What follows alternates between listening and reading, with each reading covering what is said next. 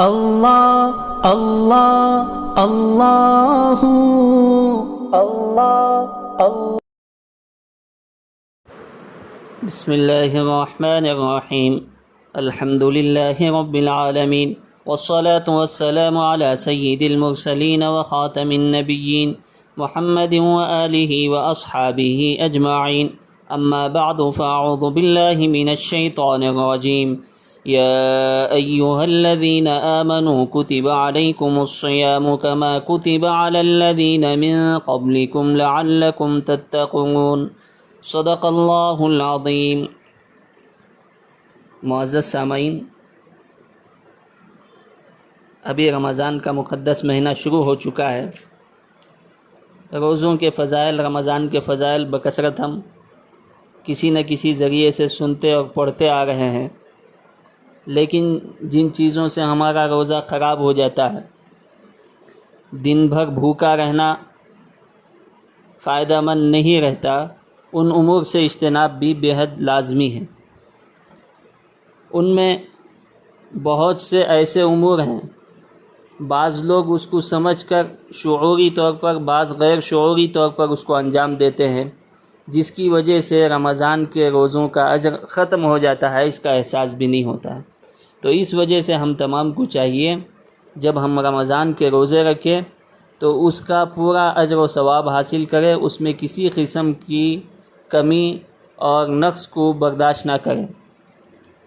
تو اس سلسلے میں بخاری شریف میں ایک حدیث ہے، جناب محمد رسول اللہ صلی اللہ علیہ وسلم نے ارشاد فرمایا: من لم يدع قول الزور والعمل به فليس لله حاجة في ان يدع طعامه وشرابه۔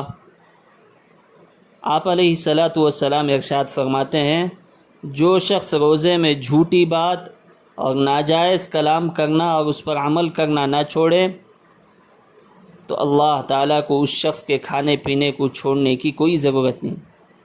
اس لیے تمام روزے داروں کو چاہیے روزہ رکھ کر گناہ سے بچنے کی ہر ممکن کوشش کرے۔ اگر کوئی شخص اس کو گناہ پر آمادہ کرے، مثلا جھوٹ بات بولنے پر، غیبت کرنے پر، چغلی کرنے پر، تو وہ اس سے صاف طور پر منع کر دے کہ میرا روزہ میں آپ کے ذریعے سے خراب نہیں کرنا چاہتا۔ اور ایک حدیث ہے، اس میں آپ علیہ الصلاۃ والسلام نے ارشاد فرمایا: جو شخص لوگوں کے گوشت کھاتا رہا، یعنی غیبتیں کرتا رہا، اس نے گویا روزہ ہی نہیں رکھا۔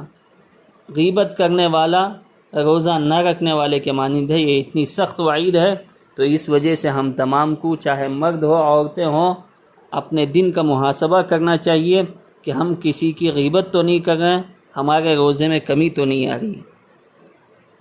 اسی قسم کا ایک واقعہ بہت ہی عبرتناک ہے جو مسند احمد میں ہے۔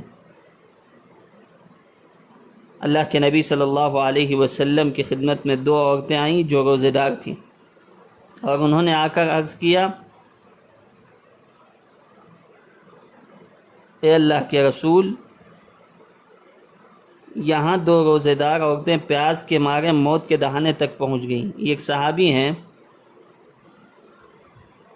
حضرت عبید، انہوں نے آ کر فرمایا کہ دو عورتیں ایسی ہیں کہ جو پیاس کے مارے موت کے دہانے تک پہنچ گئیں۔ اللہ کے نبی صلی اللہ علیہ وسلم نے توجہ نہیں فرمائی اور خاموش رہے۔ پھر انہوں نے یہی بات دہرائی، اور غالباً یہ وقت دوپہر کا تھا۔ اس شخص نے عرض کیا: اے اللہ کے نبی، قسم بخدا وہ دونوں عورتیں مرنے کے بالکل قریب پہنچ چکی ہیں۔ مطلب یہ تھا کہ ان کو افطار کی اجازت دے دیجیے تاکہ وہ روزہ کھول لیں اور اپنی جان بچا لیں۔ تو آپ علیہ السلام نے فرمایا: ان دو عورتوں کو بلاؤ۔ چنانچہ دونوں عورتیں حاضر ہوئیں۔ پھر آپ علیہ الصلاۃ والسلام نے پیالہ یا ٹب منگایا، اور نبی اکرم صلی اللہ علیہ وسلم نے ان دونوں کو حکم فرمایا کہ اس میں خے کرو، اس خالی پیالے میں اور ٹب میں خے کرو۔ تو اس نے پیپ یا خون اور گوشت کی خے کی،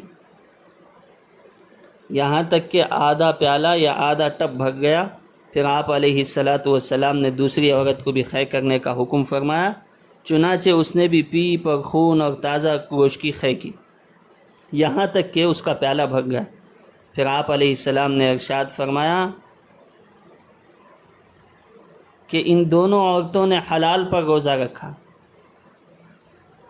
حلال پر یعنی سحری حلال کی کھائی اور اسی طرح صحیح نیت سے روزہ رکھا، لیکن حرام بات پر افطار کیا، یہ دونوں پاس بیٹھ کر لوگوں کا گوشت کھاتی رہیں یعنی غیبت کرتی رہی۔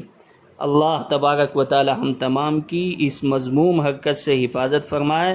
اس واقعے کی روشنی میں ہمیں اپنے کردار کا جائزہ لینا چاہیے کہ ہم روزے کو ہر طرح کے قولی اور عملی گناہ سے محفوظ رکھنے کی کوشش کریں،